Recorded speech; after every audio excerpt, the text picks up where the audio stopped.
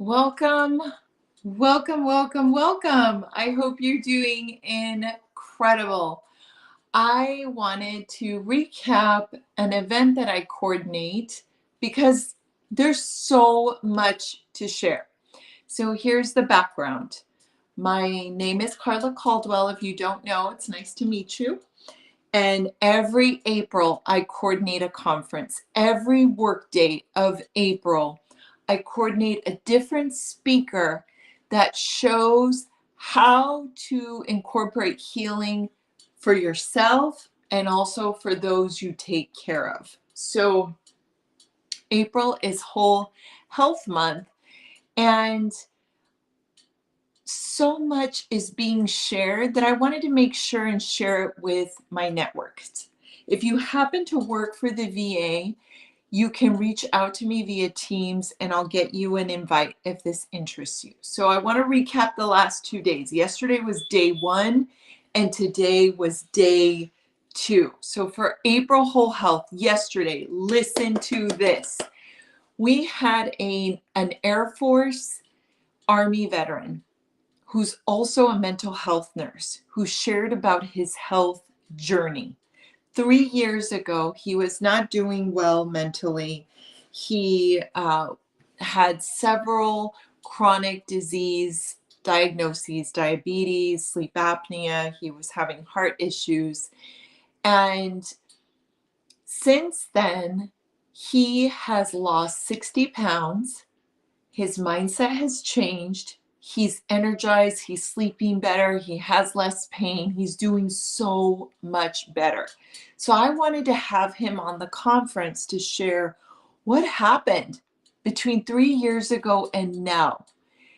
And what he shared that I thought was really important to share with you is that one, he got help. So he got help from different places for nutrition, for his primary care. He got help for sleep. He got help for his headaches. But he said most important of all was changing his mindset. And when I asked him, what if you had to name 2 things that helped you the most that you can share with others if they want to improve their health, if you're not feeling well, he said those top 2 things were change your mindset. And what he said about that was to be vigilant watching the thoughts you are having. And if those thoughts are negative, change them. Because he found that as he started eliminating some of the self-criticism, he started doing better. So he said mindset was absolutely key, number 1. Number 2, he said small changes. 3 years ago, he was feeling really overwhelmed by everything he wanted to change. But he started making small changes. And he said at that point, he thought, what are these small changes going to do? But he said 3 years later, those small changes have led to changing my life. I want to live. I have energy. I don't have diabetes anymore. I take less medications. I've lost 60 pounds, all because of those small, consistent changes. So those were my 2 biggest takeaways, was small changes and work on the space between both your ears. Be uber vigilant about the thoughts you are having. And if those thoughts are not contributing to your success, eliminate them and change them for something different. Okay, today was day 2. And I have to tell you that I've been planning this conference. This is the 5th year. And the first year I had to beg people to come. I got maybe like 10 people, and it was because I begged and pleaded. This year, over 600 people have attended. Isn't that nuts? I share that with you because it took 5 years of consistent action, of people word of mouth, sharing the invite, and now there's 600 people there that want to be there. All right, day 2 recap, what I feel like you need to know. I was actually the presenter for today, so it's very easy to share this recap. And I was talking about mindfulness, and why mindfulness is the basis, the foundation, the critical component for you to be well. And there was two things in particular that I shared. Amjad, hi. I hope you'll consider attending. It's been so, so good. So, two things. Mindfulness for your own health. Listen, the science is strong. Mindfulness is extremely powerful.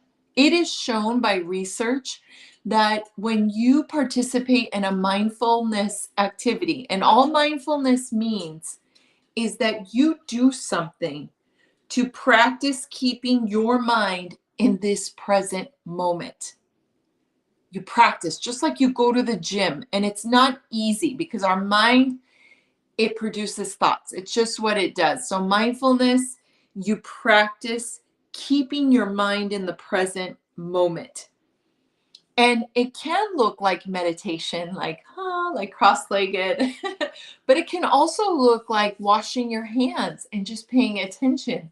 It can look like being outside and just trying to be in the moment with nature, or petting your dog or cat and being in the moment.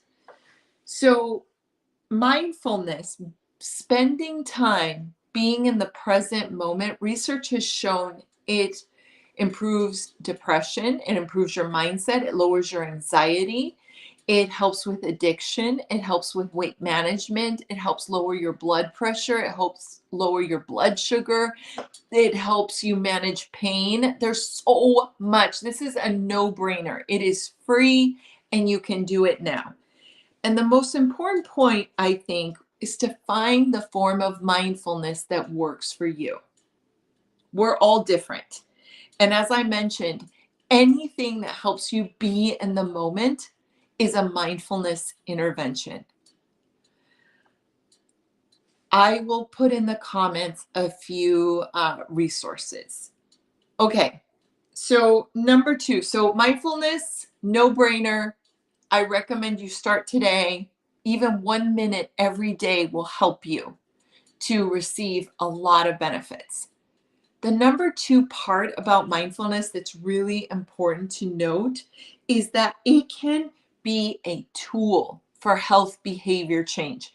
And why does this matter to you? So Amjad says personally he uses grounding a lot to stay present. If you have a tool you like, would you mind sharing it? And I think grounding is really powerful. In case any of you are not aware of what grounding is, it can be to simply become embodied. And one way I like to use is breathing and feeling my feet on the ground, like really picturing my big toe, my second toe, my third toe, the ball of my foot, the heel pressing down into the earth.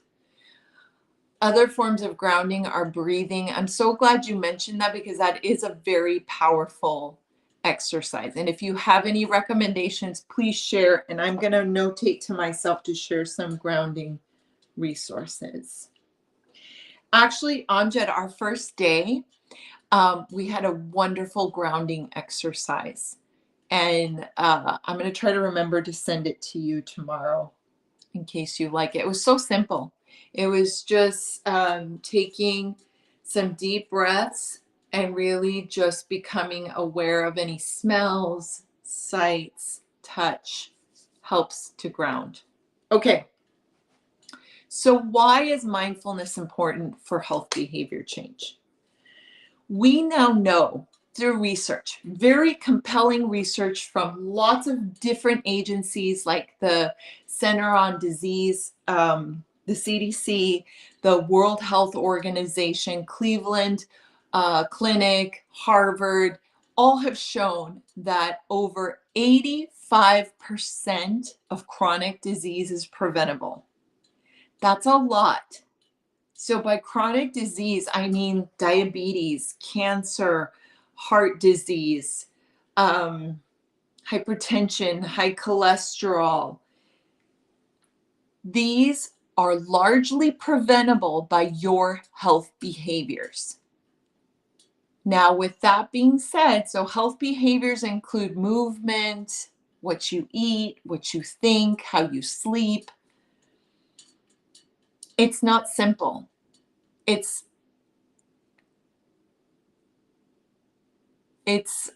so simple as hard is what I would like to say. And so mindfulness can help you to pay attention to what you are doing, to the thoughts that you are having. It can help you, for example, let's say you happen to eat foods that don't help you and you just keep doing it. You know they're not good for you, but you like it, you keep doing it. When you start applying mindfulness and you start really paying attention to what happens when you eat those foods and you actually feel the bloating, you feel the pain, you notice that it's harder to sleep, you're more likely to change your behaviors. And Amjad, thank you so much for sharing. Amjad's sharing a grounding exercise, so simple. I love that it's simple, that you vocally call out your present situation. So if I were to do it right now, I would say something like, I see white walls. I feel cool air from the air conditioning. I'm tasting tea because I just had green tea. So I'm guessing that's what you mean, Amjad. And even just saying those three things, I did feel better. Thank you for sharing that. I hope you all will use that because it's free and it's simple. So please, and if you have other methods, please share them.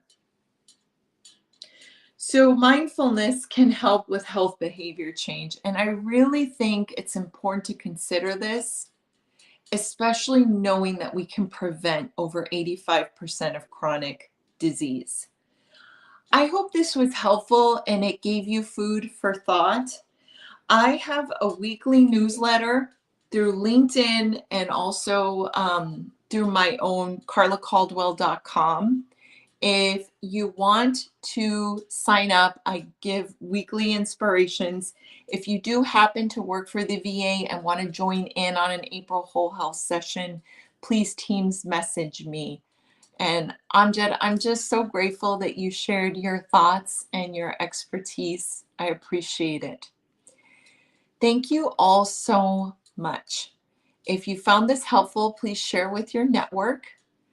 And remember, I'm rooting for your success. Your health depends on you.